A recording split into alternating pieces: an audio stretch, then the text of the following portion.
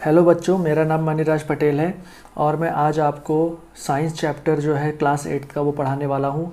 First chapter, science का first chapter जो पढ़ाने वाला हूँ और जिसका नाम है क्रॉप प्रोडक्शन एंड मैनेजमेंट।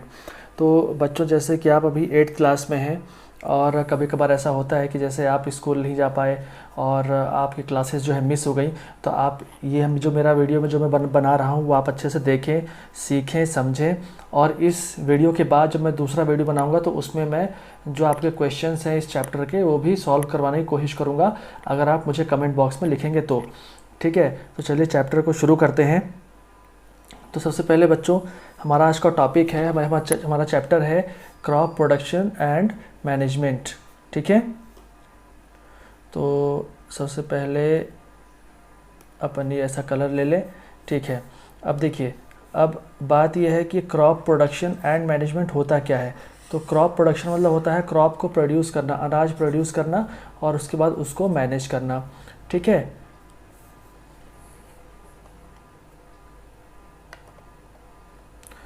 अब इसमें देखिए बच्चों कि सबसे पहले बात यह है कि अगर आपने किसी किसान को देखा होगा तो वो किसान क्या करते हैं, उन किसानों के पास एक चीज़ रहती है जिसको बोलते हैं खुरपी या फिर सिकल या फिर शावल या फिर प्लो। आपने देखा होगा किसानों के पास। तो ये क्या होता है ये हम आगे भी देखेंगे।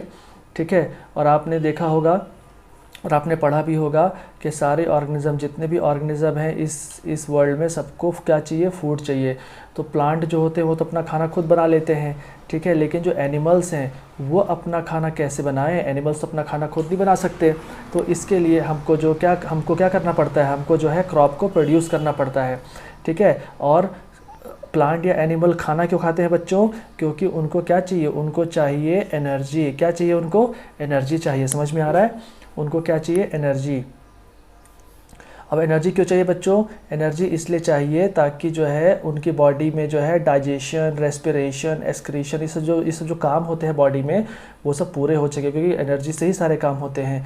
और हमें खाना कहाँ से मिलता है बच्चों, हमें खाना मिलता है प्लांट से और एनिमल दोनों से। हम दोनों को खाते हैं, हम वेज भी होते हैं और नॉन वेज भी होते हैं। समझ में आ रहा है। और देखें अगर अपन बच्चों, तो अगर अब चूँकि ये तो हमारी बात ये हो गई, लेकिन अगर मान लो अब इतनी बड़ी पॉपुलेशन है, पूरे वर्ल्ड में इतनी बड़ी पॉपुलेशन है, अगर आपको सबको खाना खिलाना है तो आपको जो है बहुत लार्ज स्केल में जो है ना खाना बनाना पड़ेगा, मतलब क्रॉप प्रोड्यूस करना पड़ेगा और उसको मैनेज भी करना पड़ेगा। मतलब उसका रख रखाव, उसको किसी ऐसे डब्बे में रखना, उसको कहीं प्रॉपर प्रोटेक्शन में रखना, वो सब करना पड़ेगा। ठीक है, नहीं तो वो खाना पूरा क्या होगा, ख़राब हो जाएगा। समझ में आ रहा है।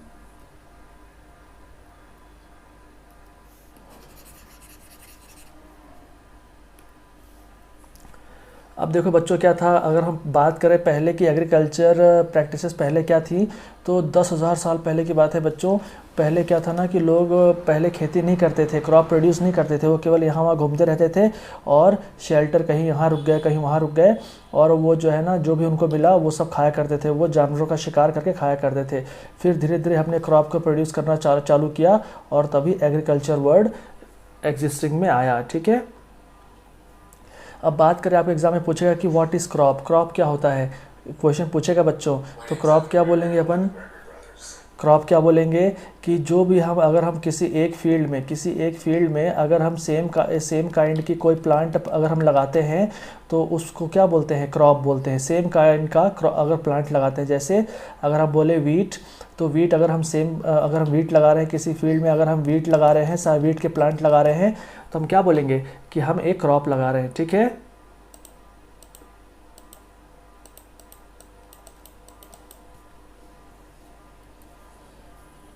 अब बात करें, ठीक है, कि क्रॉप जो है ना बहुत टाइप की होती है बच्चों। ठीक है, और क्रॉप को हम क्लासीफाई भी कर सकते हैं। तो क्रॉप को जो है ना हम सीज़न के बेस पे क्लासीफाई कर सकते हैं। मतलब चूँकि जैसे हमारा इंडिया बहुत बड़ा है, बहुत बड़ा कंट्री है, ठीक है, तो कहीं ठंड पड़ती है, कहीं गर्मी पड़ती है, कहीं ज़्यादा बारिश होती है, तो हर जगह जो है ना क्रॉप अलग अलग जो है अलग अलग टाइप की पैदा होती है। ठीक है, तो उस बेस पे हम जो है क्रॉप को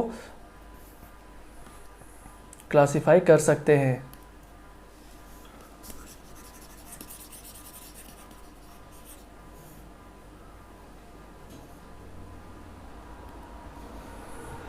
और जैसे देखिए, जैसे हमारे कंट्री में क्या है बच्चों, हमारी कंट्री में जो है रेनी कहीं ज़्यादा बारिश होती है, कहीं कम बारिश होती है, तो उस बेस पे हम क्रॉप को क्लासीफाई कर सकते हैं। तो बेसिकली बच्चों क्रॉप को जो है क्लासीफाई जब करते हैं तो बेसिकली 2 टाइप से क्लासीफाई कर सकते हैं। एक है खरीफ क्रॉप और एक है रबी क्रॉप। ठीक है, खरीफ क्रॉप क्या होती है, जो बारिश के टाइम में हम जो क्रॉप लगाते हैं, बारिश के टाइम में, उसे खरीफ क्रॉप कहते हैं। और ये जनरली कब होता है, जून से सितंबर। या आपके एग्जाम में पूछेगा कि कब से कब तक, तो जून से सितंबर के बीच में जो भी क्रॉप लगाते हैं वो क्या होती है, खरीफ क्रॉप। और रबी क्रॉप क्या होती है बच्चों, जो हम ठंडियों के टाइम में लगाते हैं, अक्टूबर से मार्च के बीच में रबी क्रॉप। अब आपसे इसका एग्जाम्पल ही पूछेगा तो पैडी में सोयाबीन ये सब क्या हो गया, खरीफ क्रॉप। और रबी क्रॉप क्या हो गया, वीट, ग्राम, पी, मस्टर्ड, ये सब जो है खरीफ रबी क्रॉप हो गया। ठीक है, इसके अलावा हम जो है ना वेजिटेबल्स वगैरह भी लगाते हैं। अब बात ये करें कि जो हम जब क्रॉप प्रोड्यूस करते हैं, ठीक है, तो क्या होता है। अब देखो बच्चों, जैसे यहाँ पे एक लड़का पूछ रहा है कि हम जो है पैडी को ठंडी में क्यों नहीं लगाते हैं। तो एक लड़की बोलती है कि पैडी को ज़्यादा पानी चाहिए होता है, इसलिए उसको बारिश के टाइम लगाया जाता है, ठंडी के टाइम नहीं लगा सकते, तो इसलिए ऐसा है। ओके,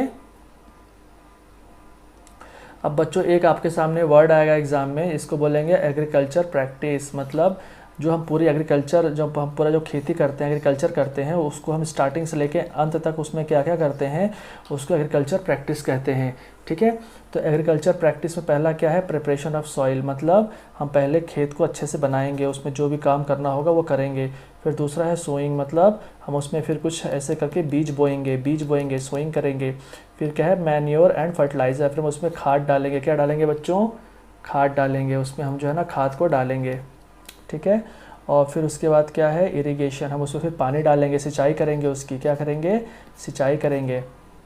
और फिर हम उसमें जो वीड्स आ गए हैं, वीड्स मतलब क्या होता है बच्चों, वीड्स मतलब होता है कि जो भी अनवांटेड प्लांट्स आपके क्रॉप के साथ जो उगाते हैं उनको वीड्स कहते हैं।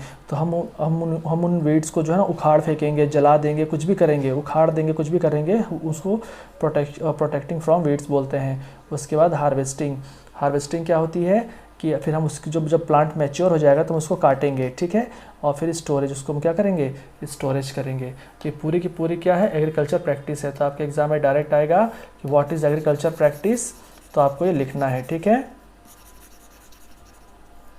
आई होप आपको समझ में आ रहा होगा। तो चलिए बच्चों, पहला हम बात करते हैं इसमें प्रिपरेशन ऑफ सॉइल। ठीक है, प्रिपरेशन ऑफ सॉइल की बात करें, प्रिपरेशन ऑफ सॉइल की, तो सबसे पहले बच्चों हमें जो है ना सॉइल को प्रिपेयर करना होता है। सॉइल को प्रिपेयर करना मतलब हमें जो है ना सॉइल को लूज़ करना होता है। जैसे मान लो सॉइल पूरा टाइट है ना, उसको लूज़ करना पड़ता है ताकि उसके अंदर पानी अच्छे से चला जाए, और उसके जो रूट्स जो है ना, जो प्लांट हम लगाएंगे उसके रूट्स अच्छे से पानी, मिनरल्स, ये सब जो है अच्छे से ले सके, प्लांट सांस ले सके, इसलिए हम उसको लूज़ करना पड़ता है सॉइल को।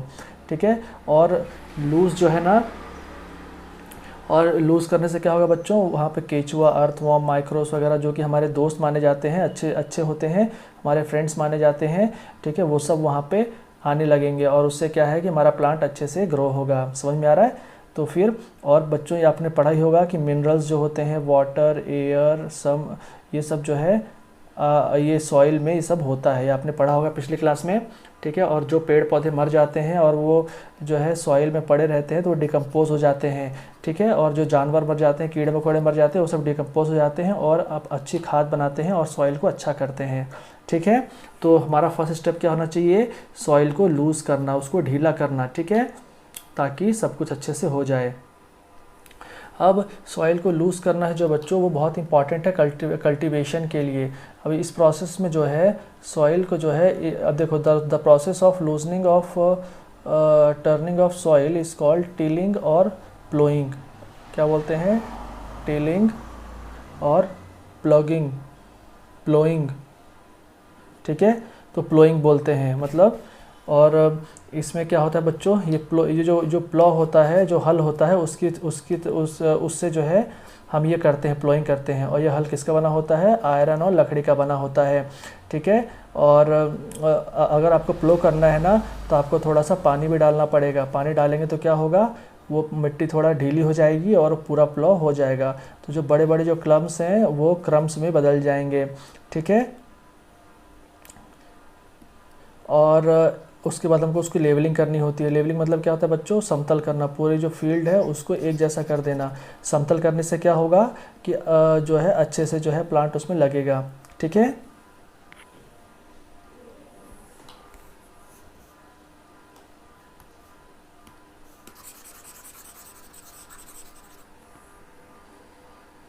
अब बच्चों बात करते हैं कि ये जो हम एग्रीकल्चर इम्प्लीमेंट्स की अगर बात करें तो जैसे हमने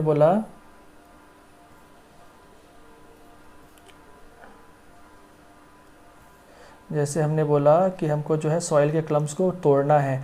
ठीक है। अब तोड़ने के लिए बहुत सारे टूल्स आते हैं बच्चों, जैसे ये प्लॉ आता है, हो आता है, कल्टीवेटर आता है। आपका डायरेक्ट एग्जाम में पूछेगा कि प्लॉ क्या होता है, हो क्या होता है, कल्टीवेटर क्या होता है, तो आपको बताना है।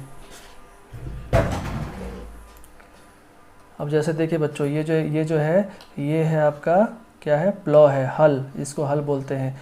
इसमें क्या क्या है देखिए, इसमें जो है ये आयरन पार्ट हो गया, ये पूरा वुड पार्ट हो गया। तो इसमें एक पार्ट ये बीम होती है, ठीक है, और एक प्लॉ शाफ्ट होता है। प्लॉ शाफ्ट, ये प्लॉ शाफ्ट हो गया, और प्लॉ शेयर, और ये प्लॉ शेयर होता है। तो आपसे एग्जाम में पूछ सकता है कि इसके पार्ट्स क्या क्या होते हैं, तो आपको बताना है। ओके।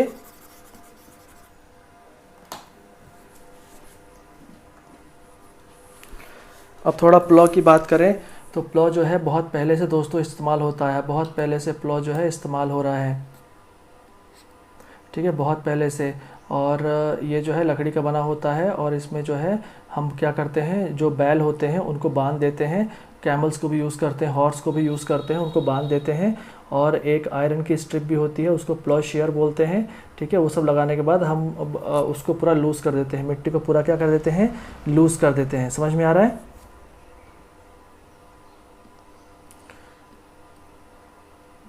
और आजकल जो है बच्चों, वो जो हल ना यूज़ करके हम आयरन प्लॉ आजकल यूज़ करते हैं। लकड़ी का प्लॉ यूज़ नहीं करते, क्या यूज़ करते हैं, आयरन प्लॉ यूज़ करते हैं। वैसे ही बच्चों एक होता है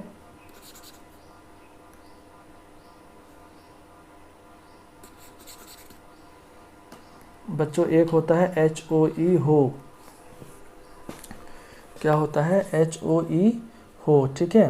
तो ये क्या होता है, ये एक सिंपल टूल है, ठीक है, जिससे अपन जो है ना वीड्स वगैरह रिमूव करते हैं। कैसे रिमूव करेंगे वीड्स को, मिट्टी को ढीला कर देंगे तो वीड्स क्या हो जाएंगी, रिमूव हो जाएंगी।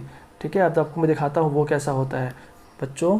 ये है हो, HOE हो। इसमें क्या होता है कि ऐसा एक खुरपा लगा होता है, और वो क्या है, मिट्टी को, जैसे मान लो पूरी मिट्टी है ना, तो उसको पूरा ऐसे काट देगा, लूज़ कर देगा। तो जो वीड्स हैं, जो अनवांटेड प्लांट्स हैं, वो उखड़ जाएंगे। उखड़ने के बाद क्या होगा बच्चों बताओ, उखड़ने के बाद वो सब डेड हो जाएंगे, वो सब मर जाएंगे।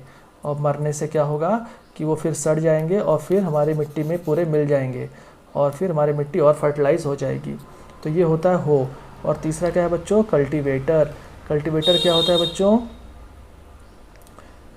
कल्टीवेटर जो है ना, कल्टीवेटर भी वैसा ही है, प्लॉ जैसा ही है कल्टीवेटर। ये जो दिख रहा है आपको, ये कल्टीवेटर है। अब कल्टीवेटर का फ़ायदा ये होता है कि एक ट्रैक्टर के पीछे बांध दो, और ये जो है पूरा का पूरा कर देगा, और ये आपका लेबर और टाइम दोनों बचाएगा।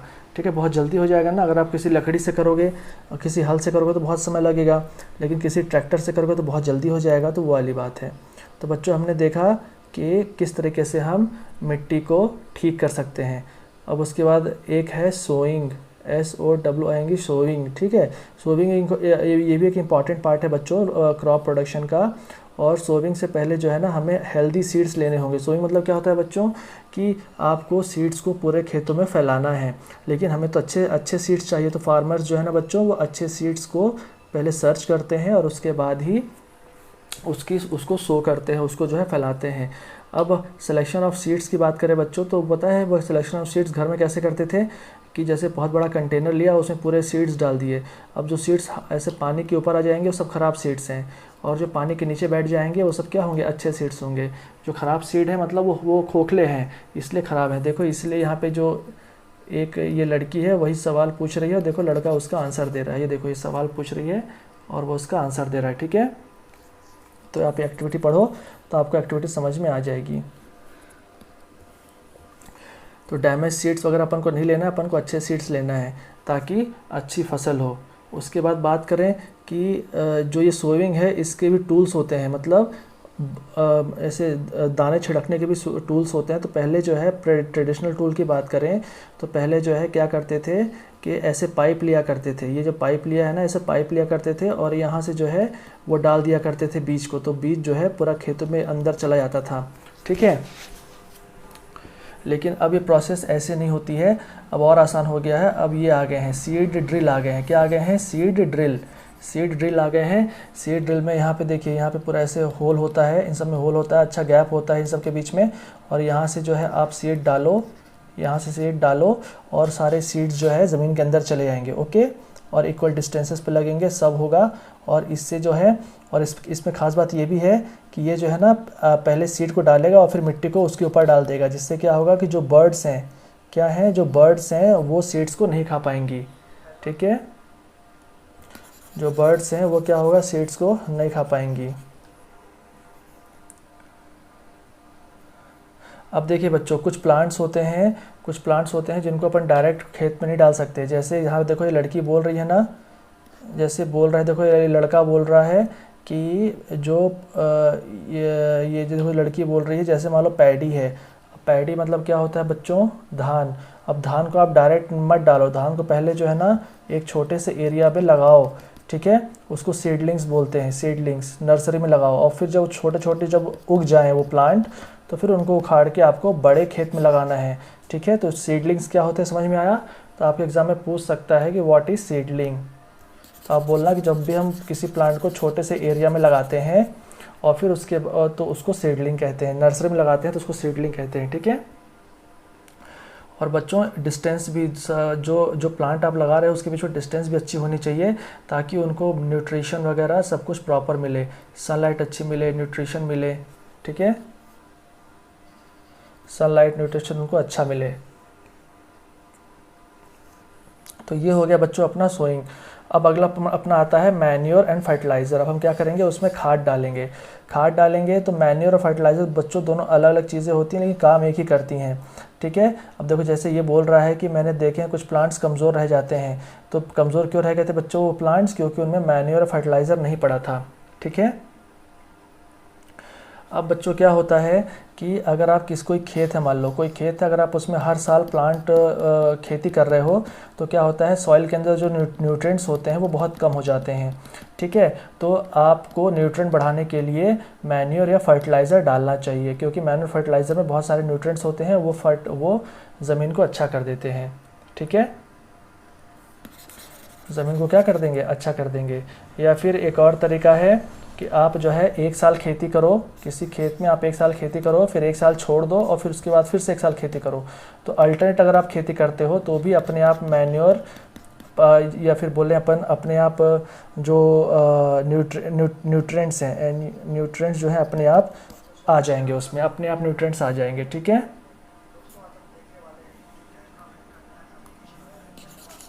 न्यूट्रिएंट्स उसमें अपने आप आ जाएंगे। तो बात करें बच्चों कि मैन्योर क्या होता है, तो मैन्योर क्या होता है, ये ऑर्गेनिक सब्सटेंस होते हैं। जैसे मान लो बच्चों कोई प्लांट है, कोई एनिमल है, वो मर गया। ठीक है, मरने के बाद अपन ने उसको गड्ढे में डाल दिया और बहुत दिन तक गड्ढे में पड़ा रहा, तो उसकी खाद बन जाती है। तो ऑर्गेनिक खाद जो होती है उसको मैन्योर कहते हैं सिंपल भाषा में। ठीक है, वो ये कैसे बनती है, डिकम्पोज होके बनती है। आपने थोड़ा पढ़ा होगा वर्मी कंपोस्टिंग, आपने सब पढ़ा होगा। और उसके बाद देखिए बच्चों यहाँ पे एक्टिविटी दी है। ये एक्टिविटी क्यों दी है, इसमें बताया है कि देखिए मैन्योर, फर्टिलाइज़र या फिर नॉर्मल कोई गोबर है, किस में सबसे ज़्यादा आपको अच्छी ग्रोथ मिलेगी प्लांट की, वो इससे बताया गया है। तो इसको एक बार आप ज़रूर पढ़ना। ठीक है,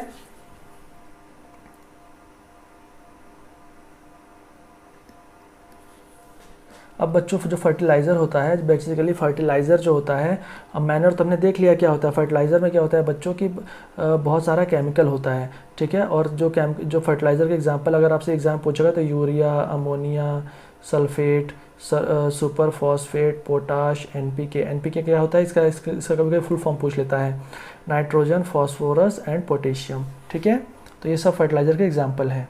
अब फर्टिलाइज़र बच्चों बहुत अच्छा होता है, बहुत ज़्यादा न्यूट्रिशन होता है, लेकिन ये पानी में घुल भी जाता है फर्टिलाइज़र। लेकिन एक्सेसिव अगर आप बहुत ज़्यादा इसको इस्तेमाल करेंगे ना तो ये सॉइल को ख़राब भी कर देता है बच्चों, ठीक है।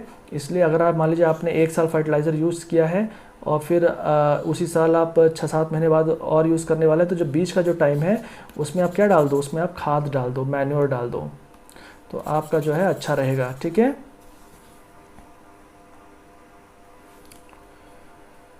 और बच्चों कि जैसे मैंने आपको बताया कि अगर आपको न्यूट्रिशन बढ़ाना है तो आप क्रॉप रोटेशन भी कर सकते हो। मतलब पहले एक फसल लगाओ, फिर अगले साल कोई दूसरी फसल लगाओ, वो सेम फसल मत लगाना, ठीक है। तो उसको क्रॉप रोटेशन बोलते हैं। और इससे क्रॉप रोटेशन से क्या होता है कि न्यूट्रिशन जो है अच्छा खासा सॉइल में आ जाता है और आने वाली फसल अच्छी होती है।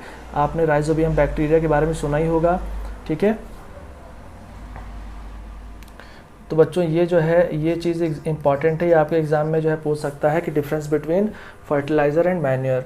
तो फर्टिलाइज़र क्या होता है, ये इंसानों ने बनाया है, और मैन्योर क्या होता है, ये डिकम्पोज, मतलब कि जैसे गोबर हो गया, प्लांट हो गया, इन सब के डिकम्पोजिशन से बनता है मैन्योर। फर्टिलाइज़र जो है वो फैक्ट्रीज में बनता है, और मैन्योर कहाँ बनता है, फील्ड में। फर्टिलाइज़र्स में जो है ना ह्यूमस नहीं होता। ह्यूमस क्या होता है बच्चों, ह्यूमस मतलब होता है जैसे मान लो कोई प्लांट है, प्लांट का पत्ता सड़ गया तो जो सड़ा हुआ पार्ट होता है उसको ह्यूमस बोलते हैं, जबकि तो फर्टिलाइज़र में आपको नहीं मिलेगा, जबकि मैन्योर में आपको मिलेगा। फर्टिलाइज़र जो होता है बच्चों वो न्यूट्रिशन में उसमें बहुत ज़्यादा नाइट्रोजन, फॉस्फोरस, पोटेशियम बहुत ज़्यादा होता है, और मैन्योर जो होता है उसमें थोड़ा कम न्यूट्रिशन होता है। तो ये आपके एग्ज़ाम में पूछ सकता है, ठीक है। लेकिन बच्चों फर्टिलाइज़र से अच्छा मैन्योर होता है, और उसका कारण क्या है, तो यहाँ पे पूछ सकता है एडवांटेज ऑफ मैन्योर, ठीक है। तो आपको बोलना है कि फर्टिलाइज़र ज़्यादा अच्छा मैन्योर होता है क्योंकि ये पानी को अच्छा सोखता है, ठीक है। और ये गैस वगैरह जो है देखो पानी को अच्छा सोखता है, और जिससे जो है सॉइल जो है पोरस हो जाती है और गैसेस अच्छे से एक्सचेंज हो जाती हैं, ठीक है। और ये जो है जो फ्रेंडली माइक्रोब्स है उसको बढ़ाता है, और सॉइल के टेक्सचर को भी इम्प्रूव करता है, इसलिए अच्छा होता है बच्चों। अब हम बात करेंगे अगला इरिगेशन। इरिगेशन सिंचाई, इरिगेशन मतलब सिंचाई। हम बच्चों पानी भी देना बहुत ज़रूरी है, पानी नहीं दोगे तो कोई प्लांट जो है अच्छा नहीं हो पाएगा। पानी सबको चाहिए बच्चों, चाहे प्लांट हो चाहे एनिमल हो, सबको पानी चाहिए। और पानी कौन सोखता है, प्लांट का जो रूट है वो पानी सोख लेता है। इवन 90% पानी जो होता है ना, पानी जो है प्लांट में होता है, ठीक है। और अगर ड्राई कंडीशन में प्लांट अच्छा नहीं हो सकता, और न्यूट्रिएंट्स भी अच्छे से वो नहीं सोख पाएगा, इसलिए पानी जो है बहुत ज़रूरी है, ठीक है। इसलिए हमें जो है पानी अलग अलग टाइम पे देना पड़ता है। तो इसको कहते हैं इरिगेशन, सिंचाई करना। मतलब supply of water to crop at regular interval is called irrigation. तो आपसे एग्जाम पूछ सकता है कि what is irrigation, what is irrigation, तो आपको ये आंसर लिखना है, ठीक है। आई होप आपको समझ में आ रहा होगा। जो भी आपको नहीं समझ में आया आप मुझसे जो है कमेंट बॉक्स में पूछ लेना, मैं उसका आंसर दे दूंगा। अब बच्चों पानी भी जो है ना सबको सेम नहीं देना पड़ता है, किसी को कम पानी चाहिए होता है, किसी को ज़्यादा पानी चाहिए होता है। तो कम पानी किसको चाहिए होता है, जैसे जो विंटर सीजन में जो हो गए उनको कम पानी चाहिए, लेकिन जो गर्मी में जो आप उगा रहे हो प्लांट्स को उनको ज़्यादा पानी चाहिए, ठीक है। अब बात करते हैं कि सिंचाई के लिए पानी कहाँ से आएगा, सोर्सेज ऑफ इरिगेशन। तो बच्चों सोर्सेज ऑफ इरिगेशन जैसे कुआं हो गया, ट्यूबवेल हो गया, तालाब हो गया, डैम हो गया, कैनाल हो गया, ये सब सोर्सेज ऑफ इरिगेशन है, यहाँ से पानी आता है।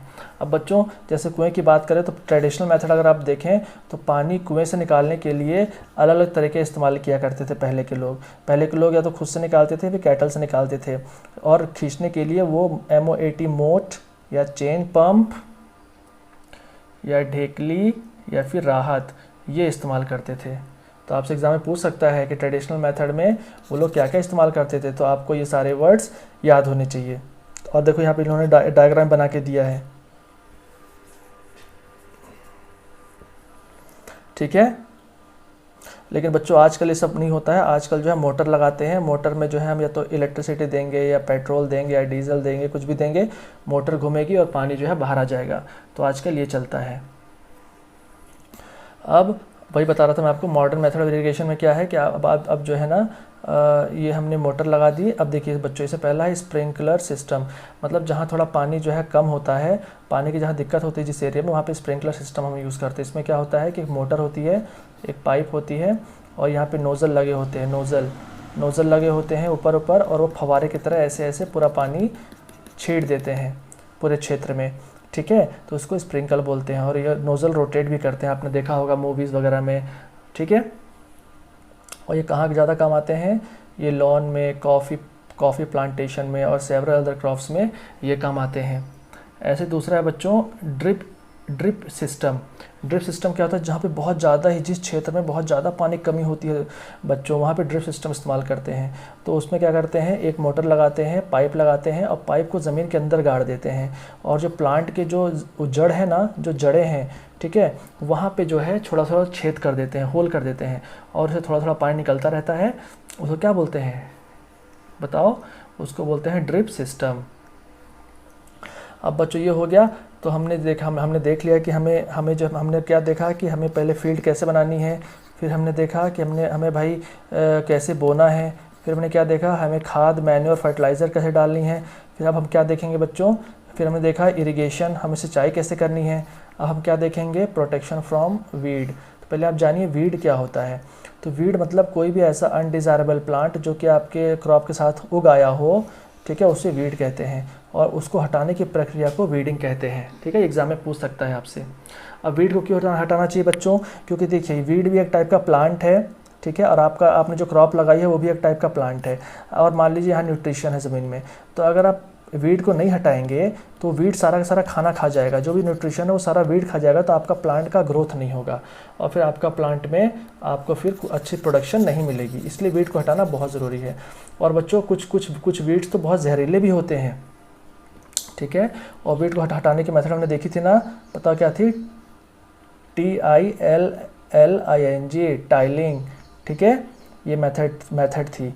और तो सबसे अच्छा वही है कि अब वीड को बच्चों को हटाना चाहिए। देखो वीड चूँकि एक प्लांट है तो उसमें फूल आएंगे, जब फूल आएंगे तो उसके फूल आने से पहले और सीड बनने से पहले उसको जो है उखाड़ के फेंक दो तो ही अच्छा है। क्या होगा, अगर फूल आ जाएंगे तो फूल में क्या होता है, पॉलिन ग्रेन्स होते हैं, वो फिर पूरे खेतों में फैल जाएंगे, तो फिर आपको बहुत परेशानी होगी, ठीक है। और उनको जो है कट कर दो ज़मीन से। और कट किससे करते पता है बच्चों, गांव में खुरपी से कट करते थे, लेकिन अब खुरपी से नहीं करते हैं, अब तो मशीनें आ गई हैं, ठीक है। और अभी आजकल तो बच्चों वीडीसाइड का इस्तेमाल करते हैं वीड्स को हटाने के लिए। वीडीसाइड का एग्जांपल आपसे एग्जाम में पूछेगा तो आप बोलना 2.4D, ये वीडीसाइड का एग्जांपल है। ये क्या करता है बच्चों, ये जो है वीड्स को मार देता है। ये मतलब ये केमिकल है बच्चों, केमिकल है, ये वीड्स को मार देगा, लेकिन आपने जो प्लांट लगाया है, क्रॉप लगाया है, उसको नहीं मारेगा। ये मार्केट में मिलते हैं और इसका जो है इस्तेमाल करते हैं किसान। ये होते हैं वैसे अच्छे हैं बच्चों, लेकिन अगर बहुत ज़्यादा इस्तेमाल करोगे तो वो भी नुकसान पहुंचाते हैं, ठीक है, और फार्मर की हेल्थ को भी नुकसान पहुंचाते हैं। इसलिए फार्मर को क्या करना चाहिए, मास्क पहनना चाहिए प्रॉपर, दवाई छिड़कने से पहले मास्क वगैरह पहनने चाहिए। तो समझ में आया ये। फिर अगला बच्चों अपना हार्वेस्टिंग क्या होता है, एग्जाम पूछेगा व्हाट इज़ हार्वेस्टिंग। अब देखो बच्चों 3 से 4 मंथ हो गए, 3 से 4 मंथ में क्या होता है कि आपका प्लांट जो है अच्छा ग्रो कर जाएगा, फिर उसको नीचे से काटना और उसको जो है ले जाना, उसको क्या बोलते हैं, हार्वेस्टिंग बोलते हैं। जब मैच्योर हो जाए प्लांट को तो उसको काट लेने को क्या बोलते हैं, हार्वेस्टिंग बोलते हैं। समझ में आ रहा है। अब पहले बच्चों सिकल से, हंसिया से, ये देखो हंसिया है, आपने देखा होगा गाँव में हंसिया से पहले काटते थे, लेकिन अब हंसिया का इस्तेमाल नहीं करते हैं, अब किसका इस्तेमाल करते हैं, अब मशीन्स का इस्तेमाल करते हैं, ठीक है। समझ में आ रहा है, मशीन का इस्तेमाल करते हैं। अब मैं आपको दिखाता हूँ मशीन। अब देखो बच्चों, जैसे मान लो ये खेत है, इसमें आपने ऐसे करके पैडी उगाया है। अब पैडी तो ऊपर लगी हुई है, लेकिन इसकी डंडी भी है, तो पैडी के और हम काट के नीचे से लाए हैं, तो ये डंडी है और ये पूरा पैडी है। तो ये ग्रेन हो गया, और नीचे का जो हो गया इसको भूसा बोलते हैं, और भूसे को इंग्लिश में बोलते हैं CHAFF, चैफ। क्या बोलते हैं, चैफ बोलते हैं, ठीक है। तो चैफ को भी हम साथ में काट ले आते हैं, और जब हम चेफ को अलग करते हैं, जब हम ग्रेन से, मतलब जब हम क्रॉप्स ग्रेन से चेफ को अलग करते हैं तो उसको थ्रेसिंग बोलते हैं। क्या बोलते हैं बच्चों, थ्रेसिंग। और आजकल तो बच्चों ये मशीन आ गई है, इसको कंबाइन बोलते हैं, इस मशीन को कंबाइन, मतलब ये साथ साथ में काटेगी भी और थ्रेसिंग भी करेगी, दोनों चीज़ एक साथ करती है बच्चों, मतलब नीचे से काटेगी और साथ में ग्रेन्स को अलग करेगी और भूसे को अलग कर देगी, ठीक है। और बच्चों जैसे ये इस बच्चे का नाम पहेली है, देखो आपको थोड़ा फन दिलाने के लिए एनसीईआरटी ने इस बच्चे का नाम क्या रखा है, पहेली रखा है। तो पहेली जानती है कि जो चैफ होता है CHAFF, जो चैफ होता है उसको किसान लोग जला देते हैं और जलाने से पॉल्यूशन बहुत फैलता है, तो वो भी एक ख़राब बात है, ठीक है। पॉल्यूशन नहीं करना चाहिए, अलग अलग तरीके से चैफ को वो करो लेकिन पॉल्यूशन नहीं करना चाहिए, ठीक है। अब बच्चों जो छोटे फार्मर्स होते हैं उनके पास इतनी बड़ी मशीन तो होती नहीं है, तो वो जो है छोटी मशीन में काम करते हैं जिसको विनोइंग बोलते हैं, विनोइंग। ये छोटे फार्मर्स यूज़ करते हैं, आपने देखा होगा विनोइंग, ठीक है। अब बच्चों जब यह हार्वेस्टिंग होती है ना तो किसानों के लिए बहुत बहुत अच्छा समय होता है ये। अब चूँकि उनके पास पैसे आने वाले होते हैं, उनकी फसल कटने वाली होती है, इसलिए वो लोग फेस्टिवल मनाते हैं, जैसे पोंगल, ये होली, दिवाली, बिहू, ये सब वो फेस्टिवल मनाते हैं कि ये हमारी फसल कटने वाली है, हमारी फसल कट गई है, हमें पैसे मिल गए हैं, तो वो बहुत खुश होते हैं। समझ में आ रहा है?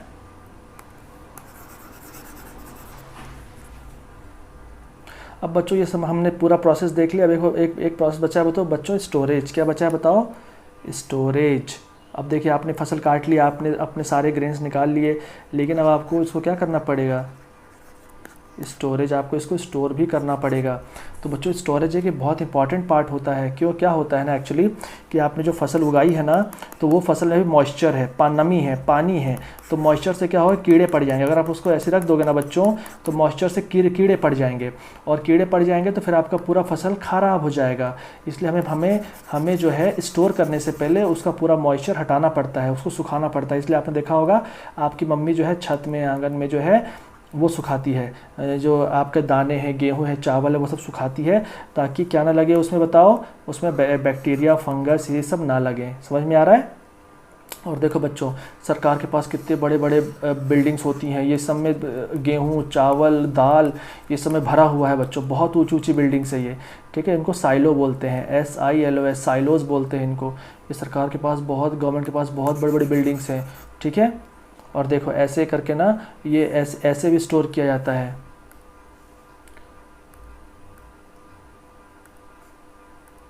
ये देखिए, ये जो आपको दिख रहा है ना, ये ऐसे स्टोर किया जाता है। और जो इनके बैग होते हैं ना बच्चों, वो भी ग्रेनी बैग होते हैं, गनी बैग होते हैं, गनी बैग। गनी बैग मतलब वो जो मतलब जो पानी को एब्जॉर्व कर लें, जो थोड़ा सा वैसे हों, उनको गनी बैग बोलते हैं, ठीक है। इन्हीं में जो है ग्रेन्स को स्टोर करते हैं। तो बच्चों तो बताओ क्या इन्होंने इस्तेमाल किया? अगर हम लार्ज स्केल में किसी को स्टोर करना चाहे तो साइलोज में स्टोर करेंगे और ग्रेनीज में स्टोर करेंगे, ठीक है, ताकि उसमें कीड़े और ये सब जानवर और रैट वगैरह ना लगें। और बच्चों आपको याद है आपकी मम्मी लोग जो है ना लीव्स, पत्तियाँ डाल देती हैं, नीम की पत्तियाँ भी डाल देती हैं उसमें, ताकि उसमें कीड़े ना लगें, ठीक है। लेकिन जो बड़े बड़े जो चैम्बर होते हैं, जहाँ पे बहुत बड़े बड़े होते हैं, वहाँ पे केमिकल डाला जाता है। वहाँ पे नीम की पत्ती से काम नहीं चलेगा, वहाँ क्या डालेंगे? केमिकल डालेंगे, ठीक है। केमिकल क्यों डालेंगे बच्चों? ताकि उसमें कीड़े ना लगें। तो देखिए यहाँ पे एक एक्टिविटी दी है, वो आप एक्टिविटी कर लेना, ठीक है। और कहीं के बच्चों हम लोग जो है फ़िश भी खाते हैं। और देखो ये लड़की जो है वो क्या बोल रही है कि फ़िश में कॉड लिवर ऑयल होता है, जिससे हमें विटामिन डी अच्छा मिलता है, तो हम लोग फ़िश भी खाते हैं, ठीक है। और यहाँ पे एक और वर्ड है बच्चों, एनिमल हस्बेंड्री। मतलब अगर आप किसी जानवर, किसी एनिमल को पाल रहे हो, उसको क्यों पाल रहे हो? ताकि या तो आपको उससे दूध मिल सके, उससे आपको फ्लैश, मांस मिल सके, उससे कुछ खाना मिल सके। तो अगर आप लार्ज स्केल में करते हो तो उस चीज़ को क्या बोलते हैं? एनिमल हस्बेंड्री बोलते हैं। क्या बोलते हैं? Animal husbandry. तो बच्चों देखा हमने कौन कौन से वर्ड्स देखे यहाँ पे, बताओ। हमने देखा agriculture practices, animal husbandry, crop, fertiliser, granaries, harvesting, irrigation, kharif, manure, plough, rabi, seeds, silo, sowing, storage, threshing, weeds, weeding, winnowing. ये सारे वर्ड्स जो है आपको एग्जाम में पूछ सकता है कि व्हाट इज़ दिस, ठीक है। तो आई होप बच्चों ये चीज़ें कुछ आपको समझ में आई होगी। और देखिए अभी यहाँ से जो है आपका एक्सरसाइज स्टार्ट होता है, तो अगर आप मुझे उसमें कमेंट बॉक्स में बोलोगे कि सर ये एक्सरसाइज भी करवा दीजिए, तो मैं आपका एक अलग से वीडियो बना दूंगा इन एक्सरसाइज के लिए, ठीक है। ये देखो एक्सरसाइज दी हुई है ना, एक्सरसाइज मैं आपको करवा दूंगा, लेकिन आपको कमेंट में लिखना पड़ेगा और आपको ये बताना पड़ेगा कि आपको मेरा वीडियो कैसा लगा और ये चैप्टर आपको समझ में आया कि नहीं आया। और आपको समझ में आया है तो अपने छोटे भाइयों के साथ, अपने दोस्तों के साथ इस वीडियो को शेयर करना, ताकि जो पहला चैप्टर है साइंस का क्लास 8th का, वो आपको और आपके दोस्तों को अच्छे से समझ में आ जाए, और इसको बार बार देखना। तो चलो फिर अगली वीडियो में अगले चैप्टर में मिलेंगे।